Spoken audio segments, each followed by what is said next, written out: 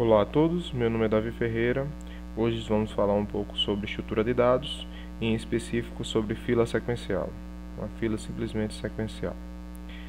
Para ajudar nosso aprendizado, vamos criar aqui uma biblioteca chamada FilaSec, que vai ter todas as operações básicas que se pode realizar com uma fila. Todos nós lembramos que para criar uma biblioteca em C, precisamos de dois arquivos.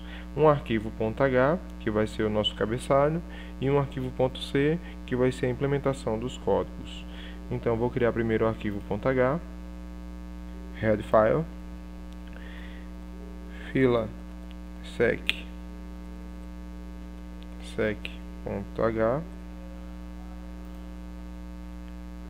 Posso apagar os comentários que o Eclipse C faz, e um arquivo source fila sec.c. Obrigatoriamente não é necessário criar os dois arquivos com o mesmo nome, mas por questão de organização eu prefiro trabalhar sempre com o mesmo nome para poder identificar de maneira mais rápida. Temos que lembrar que no arquivo .h temos as definições das nossas constantes, definições das estruturas e a assinatura das funções.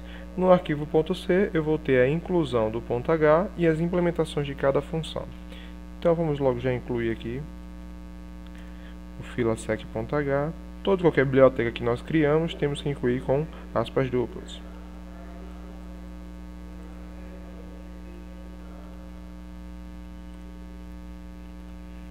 Incluímos, o Eclipse já identifica aqui como correto, não marca nada. Vamos trabalhar agora no filasec.h. Filasec.h eu vou fazer as definições das minhas constantes, tipos de dados e assinatura. Eu sempre, quando eu crio uma biblioteca de estrutura de dados, eu crio uma constante max que me ajuda a delimitar o tamanho da estrutura. Então vamos criar aqui uma constante max de tamanho 10. Isso me diz que quando eu utilizar essa variável, vou substituir esse constante, eu vou substituir sempre pelo valor 10. Vou definir agora o tipo de dado fila. Type def struct. A minha fila vai conter um vetor de elementos que eu vou armazenar os dados, uma variável inteira que vai guardar a frente da fila e uma variável inteira que vai guardar o valor do final da fila. Como essa minha estrutura vai armazenar valores inteiros, então o vetor de elemento vai ser do tipo inteiros. Índice max. Aqui me garanto que eu posso aumentar ou diminuir a minha estrutura mudando apenas na constante max. Declarar aqui frente e final. Agora eu vou dar um nome, renomear no caso a minha estrutura como fila.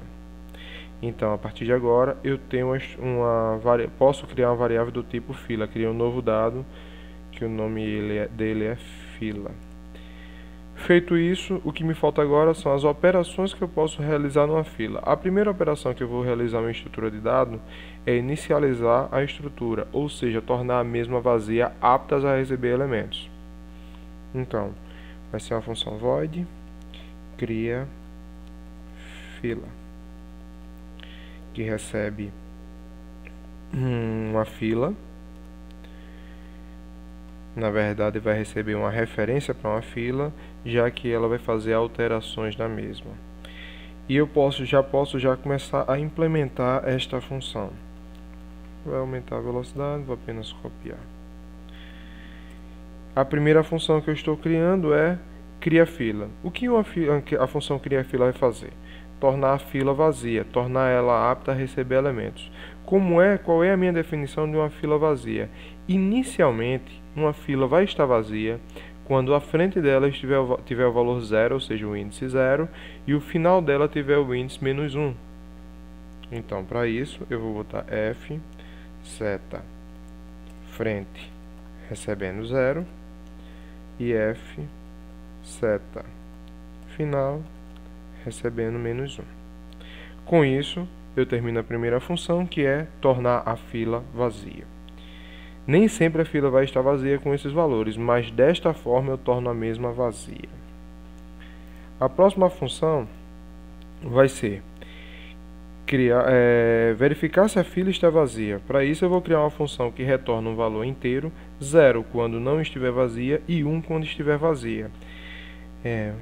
Vazia fila, recebendo uma fila, desta vez por valor, ou seja, apenas uma cópia de uma fila, já que eu não vou fazer nenhuma alteração. A implementação agora vai ser, deixa eu copiar aqui a função. A implementação dessa função vai ser do tipo verificar se a mesma está vazia, é verificar se a variável que está na frente é maior do que a variável que está no final. Por quê? A situação que uma fila se encontra vazia não necessariamente tem que ser no início do vetor. Pode ser que a fila esteja vazia no meio do vetor. Por quê? O processo de remover elementos de uma fila é feito sempre na frente. E o deslocamento dessa variável vai ser sempre para a frente. Nunca vai retornar.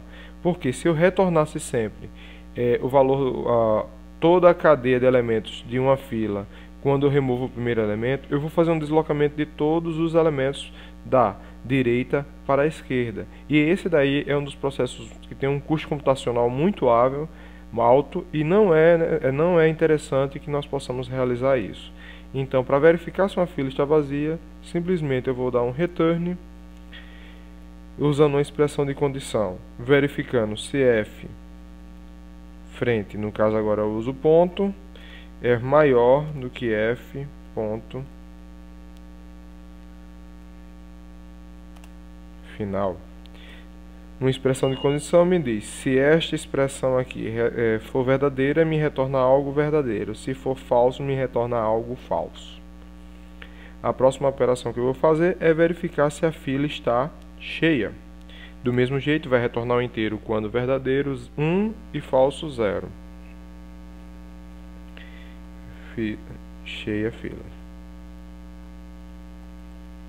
Recebe uma fila por valor.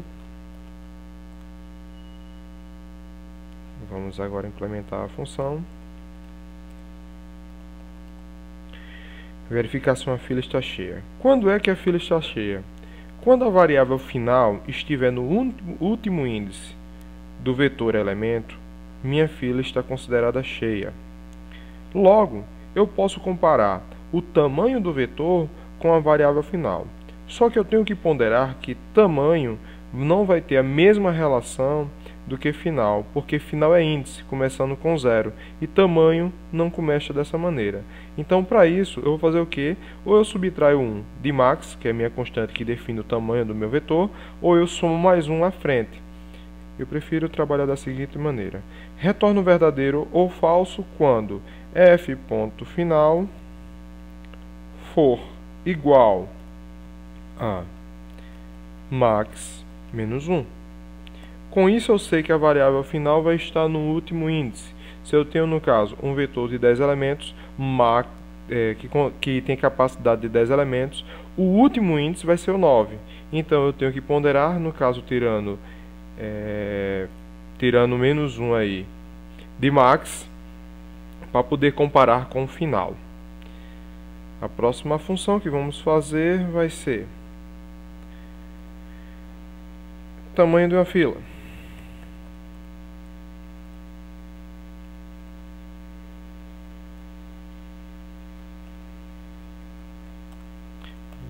As três primeiras operações, todas elas, vamos fazer essas três aqui, vazia, cheia e tamanho, não altera a estrutura, por isso eu passo sempre por valor. Vamos fazer a implementação do tamanho da fila. Tamanho da fila recebe por valor também. Deixa eu subir aqui o código para que nós possamos ver apenas o tamanho da fila.